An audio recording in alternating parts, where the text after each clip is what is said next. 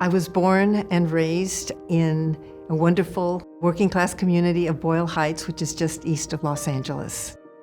One thing that we were brought up to believe in, that family and community were the most important thing in our life.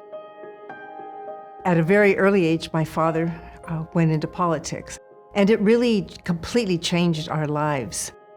She's the daughter of Edward Roybal. Her father helped start CHC and CHCI and NALEO. He paved the way and created such a strong institution that we have today, the Congressional Hispanic Caucus. I got married and started to have children and never dreamt that I would ever get involved in politics. That was probably the furthest thing from my mind at that time. I actually was asked to run for the state assembly.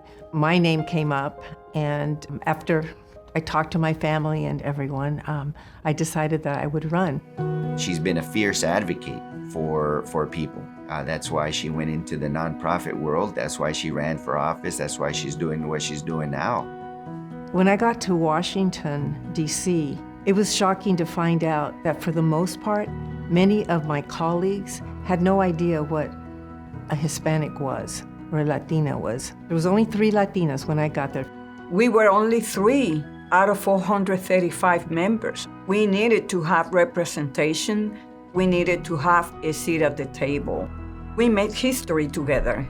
She came in as well, the daughter of Congressman Edward Roybal, who was a trailblazer. She is a trailblazer in her own right. She was the first woman to chair the Congressional Hispanic Caucus and the first woman to chair the California Democratic Congressional Delegation. And she was the first Hispanic woman to serve in the powerful Appropriations Committee.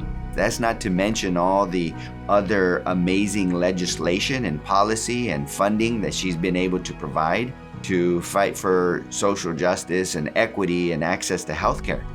She changed the culture as to how we approach immigration. She's been a fierce advocate for dreamers, and she worked alongside Representative Nidia Velazquez. We rallied around that bill, got the House to vote on it very early on and pass it with bipartisan support.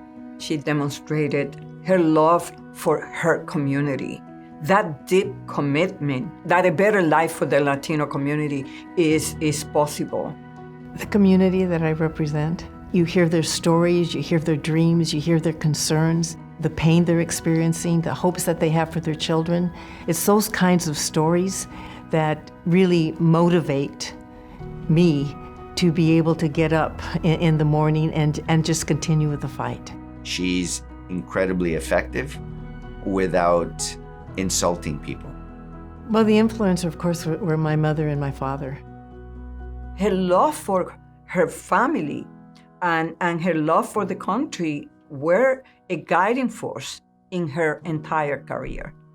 She will continue to inspire all of us to be trailblazers, to never give up, and to fight the good fight for health equity, social justice, and to really do it in a way that brings people together.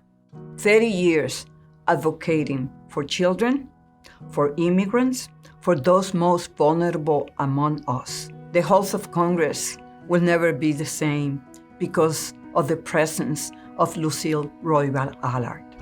Every day that I do go to work, look up, see the Capitol, and see that that's where I work, that's where I'm going to be, I'm always in awe. It's unbelievable.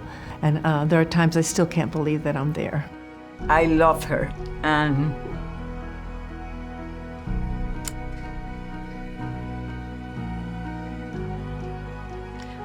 I'm proud to call her a friend, and she will be sorely missed. Both my mother and my father modeled for us that we should never forget where we came from and that we should always remember to give back to that community and help others.